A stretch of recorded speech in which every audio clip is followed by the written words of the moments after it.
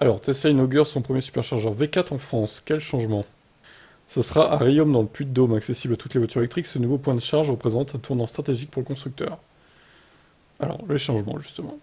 Alors que l'été débute, Tesla déploie une série de superchargeurs pour accueillir les vacanciers en route pour leur destination de vacances. Le Bosque avec 16 bornes, Rodez avec 6, Albi et Nantes avec 12 chacun. Et enfin Limoges à Leclerc qui compte 16 bornes. Rodez, seulement 6 bornes, c'est pas énorme, hein. Mais l'attention se porte particulièrement sur un déploiement spécifique, le V4 à Riom dans le Puy-de-Dôme, à l'intersection des autoroutes A71 et A89. Ce nouveau superchargeur, ouvert à toutes les voitures électriques et non exclusivement au Tesla, offre 12 points de recharge. Ce déploiement porte à près de 2000 le nombre de superchargeurs répartis dans plus de 150 stations sur le territoire français.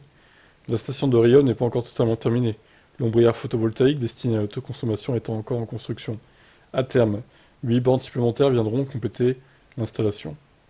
Du côté de la vitesse de charge, pas de changement majeur en théorie. Les Tesla, qu'elles soient à 150 ou 250 kW, fonctionnent sur une plateforme 400 volts. La recharge des voitures électriques sera toujours limitée à 250 sur les Tesla et environ 200 sur les voitures des autres constructeurs. Cette différence s'explique par le fait que Tesla ne suit pas le standard CCS en poussant l'intensité maximale de 500 à 600 ampères, contrairement aux autres, ce qui lui permet de bénéficier de ces 50 kW de puissance supplémentaire. Par contre, les superchargeurs V4 limitent toujours la charge de certaines voitures. Oh putain, ils ont même pas réglé le problème.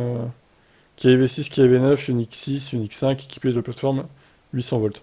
Cependant, les superchargeurs V4 pourraient offrir une vitesse de recharge supérieure au V3 dans certains cas, notamment en cas de congestion de la station.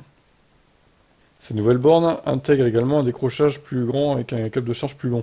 C'est un élément essentiel pour les nouveaux superchargeurs car le constructeur ouvre désormais son réseau aux véhicules d'autres marques, dont le port de charge peut être situé à l'opposé de l'emplacement habituel des Tesla.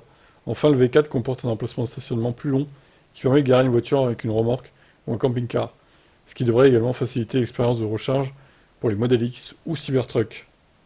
Bon, vous l'aurez compris, hein, pas d'augmentation de vitesse sur ces nouveaux chargeurs au final, ce qui est un peu étonnant quand même. Vous pouvez s'attendre à une amélioration théorique de la vitesse. Alors peut-être que ça viendra, hein, peut-être qu'ils sont bridés, entre guillemets. Bon, affaire à suivre, comme on dit. Je vous laisse commenter. Ciao.